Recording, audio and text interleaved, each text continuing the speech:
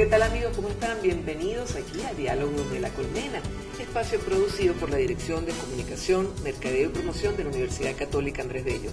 En este diálogo de hoy hemos invitado a la doctora en Historia, Lucía Rainero Morales, investigadora y docente en el Centro de Investigación y Formación Humanística de esta casa de estudio. La profesora obtiene su doctorado en el año 2006, pero antes, en el año 1989, recibe un magíster en Historia de las Américas. El prestigioso programa Fulbright le otorga una beca en el año 1999, lo que le permite entrar a la Universidad de Nueva York en calidad de investigadora invitada. Durante el periodo 2009 a 2010, regentó la cátedra Andrés Bello en la Universidad de Oxford, en Inglaterra. Su vinculación con LUCAP lleva ya 24 años, de los cuales 15 están dedicados a la mención de Ciencias Sociales de la Escuela de Educación. Y desde el año 2008 forma parte del equipo de investigadores del Centro de Investigación y Formación Humanística. La doctora Rainero ha publicado unos 5 libros y ha tenido participación en otros tantos, además de escribir numerosos artículos en revistas especializadas. Dicta cátedra de Historia Moderna e Historia Contemporánea y dirige desde el año 2007 la revista de educación EduCap. Entre sus obras destacan las biografías de eminentes venezolanos como José Gil Fortul, Rafael María Baral y Juan Vicente González. Lucía Rainero es una estudiosa de las ideas políticas de la historia de la democracia en Venezuela y hoy está con nosotros para conversar, entre otras cosas, sobre este tema tan pertinente. Bienvenida, profesora. Nos Muchas encanta gracias. realmente tenerla aquí, además, particularmente me encanta la historia. Bueno, ¿podría contarnos qué le motivó a estudiar un posgrado en historia y luego el doctorado? Sabemos que además viene de un pregrado en educación, ¿no? Sí, bueno, yo me gradué de educadora en mención Ciencias Sociales en 1982, o sea, hace bastante tiempo. Pero yo entré en educación por una cuestión de casualidad, porque en realidad siempre yo pensé estudiar historia, y en la central específicamente. Pero bueno, una serie de circunstancias hicieron que simplemente tuviera que entrar Yo entré aquí en la universidad para estudiar economía. Hice un año, pero sabía que eso no era lo mío. Y luego, pues revisando el pensum de la Escuela de Educación en Ciencias Sociales, vi que allí se daba mucha historia. Y por esa razón entré. Estaba clarísimo que lo suyo era la historia. Sí, desde un principio. Es más, de pequeña. Sí, porque yo recuerdo que yo tendría 9, 10 años y yo lo que leía era novelas históricas, este tipo de cosas, ¿no? Me encantaba. Y entonces, claro, yo ya, de alguna u otra manera, yo tenía un conocimiento histórico, no formal, por supuesto, pero sí... para mí la historia no era desconocida, de manera que entonces cuando yo entro a estudiar historia era algo que primero que me gustaba mucho y después que era para mí algo como muy cercano, sí. Por eso. Muchos dicen que la historia es la forma también de explicar los procesos de la actualidad y de entendernos, sobre todo como sociedad. Sí. Ahora, veo que usted ha trabajado mucho todo el tema del siglo XIX. En aquel momento había un concepto muy particular de la democracia, se puede traspolar. ¿Cómo era ese tema manejado en el siglo XIX? Sí, de hecho ya estudiosos, por ejemplo, tanto en Inglaterra, Estados Unidos, comienzan a hacer estudios sobre la democracia más atrás, hacia el siglo XVIII. O sea, la democracia... no es un asunto, estamos hablando por supuesto de la democracia moderna, claro. No es un asunto del siglo XX, sino que ya había ideas muy claras y sobre todo de pensadores de la Ilustración, específicamente de la Ilustración radical, que se enfocaban ya en la idea de la representación política nacional y además de eso también en el voto universal. Por supuesto, masculino, pero ya era una idea muy clara de la democracia, ¿no? Muy parecida a lo que más tarde vamos a llamar como democracia.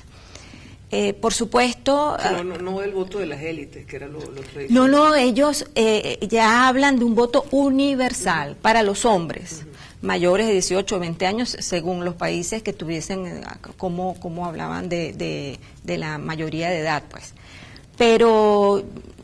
Ya es una participación que se piensa mucho más amplia Eso se va a ver, por ejemplo, en la Revolución Francesa, un periodo muy breve, que es, por ejemplo, cuando se convoca a lo que se llama la Convención Nacional, que se otorga el voto universal, y por supuesto los Estados Unidos también, claro, después de su proceso revolucionario en el siglo XVIII.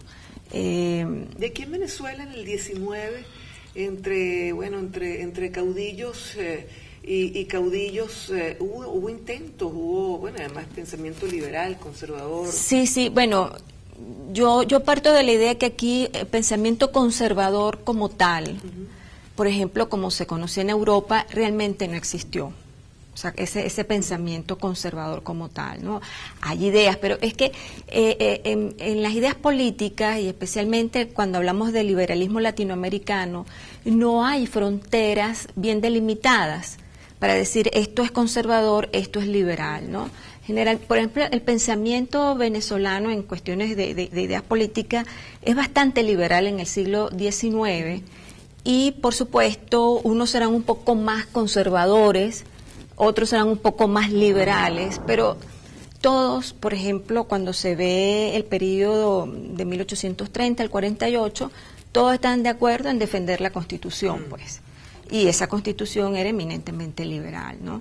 Es decir, tanto el grupo de los paesistas como el grupo, claro, que seguía entonces a Tomás Landero, Antonio Leocadio Guzmán. Conservadores en cuanto a economía, pero liberales en cuanto a política o viceversa. Ese es un punto importante para tomar en cuenta, porque, por ejemplo, los denominados liberales, que se suponía que un liberal debería serlo en el plano económico, más bien pedía una serie de medidas por parte del gobierno para que controlara la economía. Eso es una contradicción. Claro, sí. Pero bueno, había mucho de marketing y de llamarse una cosa u otra de acuerdo a lo que estuviera en ese momento en boga. Ahora, del siglo XIX al siglo XX, que ha tenido pues sus grandes ganancias, y estos primeros 14 años del siglo XXI, ¿qué diferencias hay en cuanto a pensamiento político, evolución, involución? No sé, me gustaría su opinión.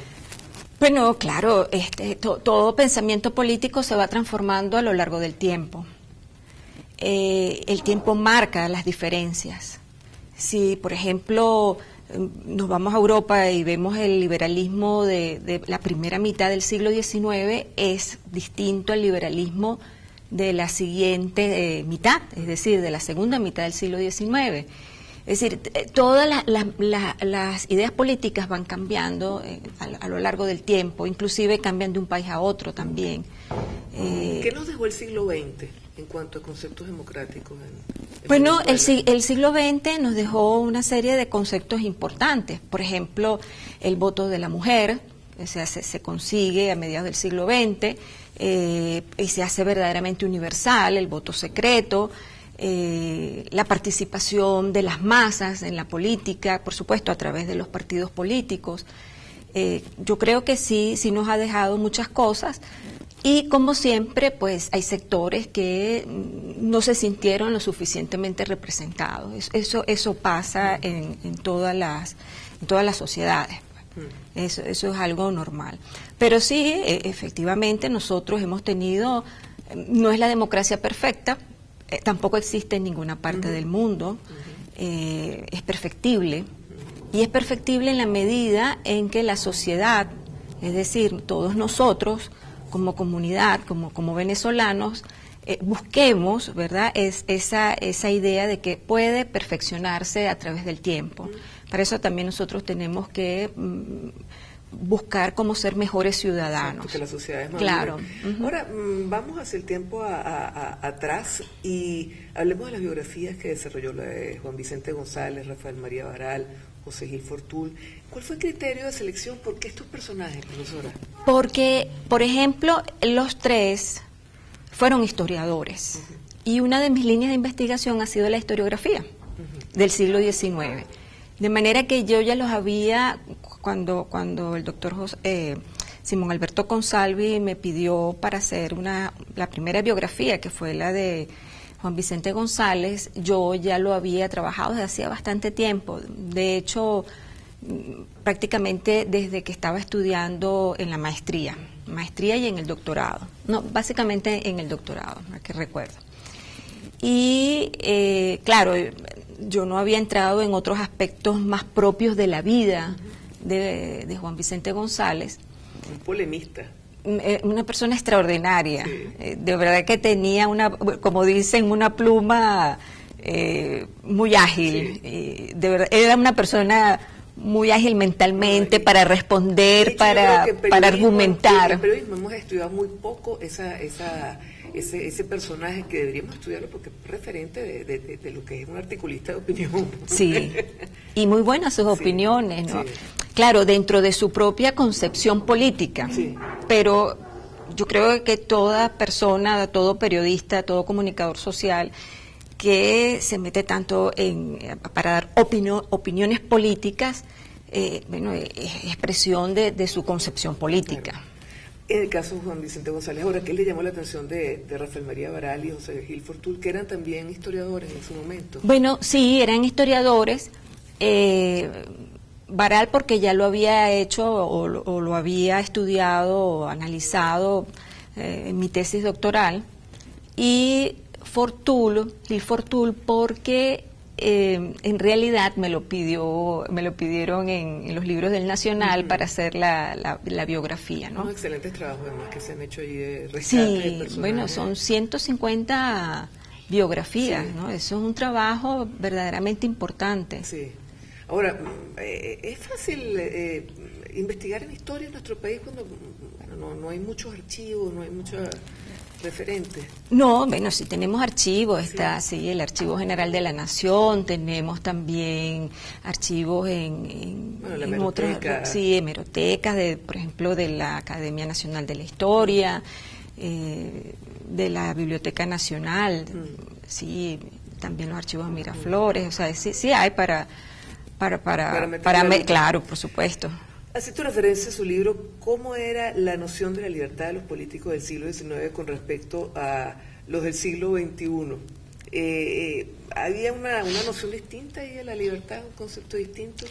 Bueno, el concepto de libertad del siglo XIX está enmarcado dentro del liberalismo, es un pensamiento fundamentalmente liberal, ¿no? Es el pensamiento de la época.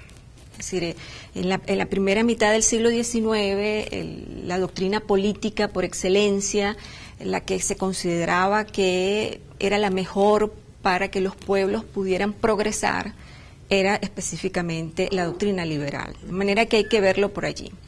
En el siglo XXI, la libertad sigue siendo, por ejemplo, para mí sigue siendo primordial, importante. Para mí sin libertad no hay más nada. Pero no todo el mundo piensa así hoy en día. Es decir, inclusive ya desde el siglo XIX, de la segunda mitad del siglo XIX, con el avance del socialismo, la libertad se va poniendo a un lado y va poniéndose por delante la igualdad, ¿no? Entonces, claro, la igualdad se considera que es más importante que la libertad. Pero son dos conceptos que no deberían estar reñidos. No, sí están reñidos. Sí. ¿Por qué? Sí, porque cuando se habla de igualdad, ¿verdad? Siempre tiene que haber alguien que verdaderamente proteja esa igualdad. Y entonces, quien se erige como el gran protector, el gran controlador de que eso efectivamente suceda, es el Estado. Y si la igualdad prima sobre la libertad, allí las cosas se complican. Porque entonces, ¿qué pasa? Que al final no tenemos ni una ni la otra, ni la libertad ni la igualdad. Nos quedamos sin las dos. Y eso se ha visto claramente, en el siglo XX se vio pues a través pues, de, por ejemplo, la revolución bolchevique. Se ha visto también en otras revoluciones de tipo socialista, que por supuesto se habla mucho de la igualdad, pero a la larga se pierde esa libertad, pero se pierde también la igualdad, porque no todo el mundo es igual exactamente. Es que el tema de la igualdad también allí pues en ciertos regímenes ha tenido muy buen marketing, pero cuando uno vive en esos regímenes se da cuenta que siempre hay élite. Bueno, yendo ya al tema de un estudiante de historia, ¿qué le recomendaría para tener una obra tan fecunda como la suya? A un estudiante de historia, ¿qué le recomendaría? Bueno, primero, me imagino que si estudia historia es que tiene vocación, porque esto es una cuestión de vocación, de interés, y que trate de hacer trabajos originales, ¿verdad? Que busque, que investigue, que se meta en los archivos, en las bibliotecas. Y por supuesto hoy en día también hay mucho documento en la red, ¿no? Hay mucho acceso a eso, que es importante también, que ayuda muchísimo y también contribuye a que la investigación sea un poco más rápida. Claro. Vocación, básicamente. Sí, bueno, como todo en la vida, ¿no? O sea, que te guste. Muchísimas gracias, profesora. Gracias a usted. Encantada de conversar con usted estos temas y poder hablar de algunos de los temas que particularmente nos apasionan como la historia. Así hemos llegado al final de este diálogo desde La Colmena con la doctora en historia Lucía Reinero. Para más información los invitamos a visitar nuestra página web, la www.ucap.edu.be.